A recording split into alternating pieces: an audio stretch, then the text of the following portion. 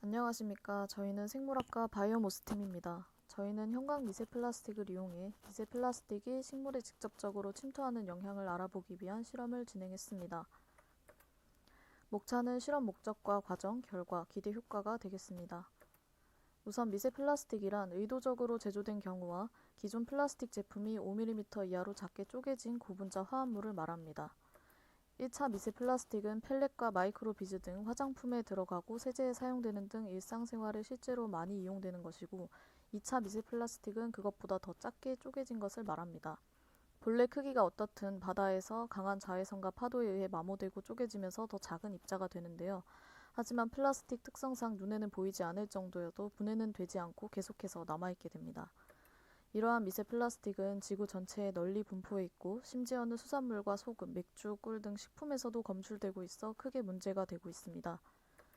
미세 플라스틱은 먹이 사슬을 통해 결국 인간에게까지 영향을 줄 것이고, 미세 플라스틱의 직접적인 영향을 알아보기 위해 미세 플라스틱이 들어있는 물에 식물을 생장시킨 후 얼마나 식물 내에 침투되었는지 확인하는 정량 연구를 진행했습니다. 실험 재료로 침수식물인 인디카와 형광 미세 플라스틱을 사용했고, 크기는 1마이크로미터와 50나노미터를 사용했습니다.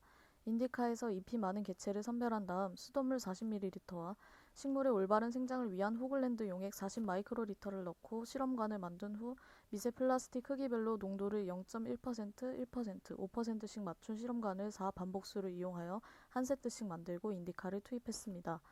투입한 실험관에 라벨링을 한 후 랩으로 윗부분을 감싸고 구멍을 4개 뚫은 다음 챔버에서 적절한 온습도를 맞춰주며 2주 동안 생장시킨 후 결과를 확인하는 것으로 진행했습니다.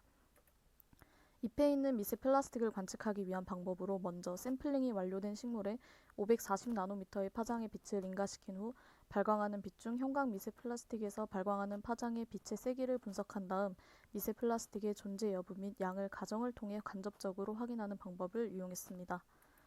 미세 플라스틱이 농도가 짙어질수록 모이는 집단이 많이 형성되어 집단 내 입자수가 많아진 반면 농도가 옅어질수록 전체적인 입자수가 줄어드는 것을 확인했습니다.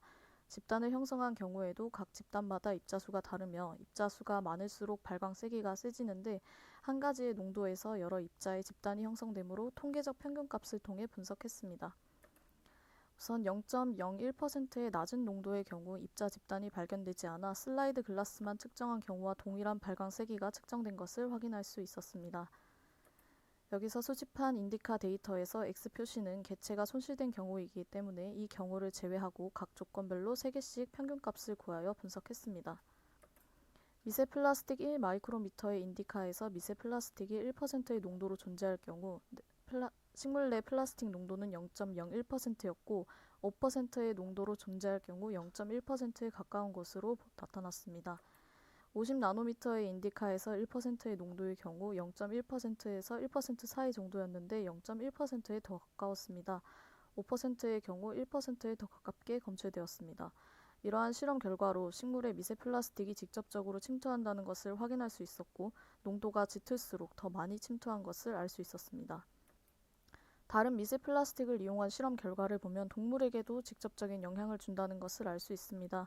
국내 담수 생태계에서 서식하는 유리 물벼룩을 대상으로 축적 경로와 독성 영향을 평가한 결과 소화기관, 생식기관은 물론 알 주머니까지 침투해 생식과 발달을 저해하는 결과가 나왔고, 스웨덴에서 유럽 퍼치를 이용해 미세 플라스틱 실험을 진행한 결과 생장에 영향을 줄 뿐만 아니라 플라스틱이 고농도로 존재할 경우 미세 플라스틱을 먹이로 착각하여 오히려 찾아서 먹게 되고 동물 플랑크톤보다 선호한다는 결과가 나왔습니다. 결국 몸에 축적된 미세 플라스틱은 활동성에도 영향을 주어 이동거리가 짧아져 움직이지 않게 되자 천적에게도 취약해지며 도태되고 분명 생태계에 이건 영향을 줄 수 있다는 뜻을 나타내고 있습니다. 동물과 식물 외에도 이미 사람의 뇌와 폐, 심지어 태아에게서도 발견되고 있습니다. 분해되지 않는 물질인 플라스틱이 생태계에 작아도 지속적인 영향을 꾸준히 주게 되면 결국 사람이 살아갈 터전을 잃게 된다는 뜻입니다. 가까운 미래를 위해 플라스틱 사용에 대한 규제를 확실하게 둬야 한다고 생각합니다. 감사합니다.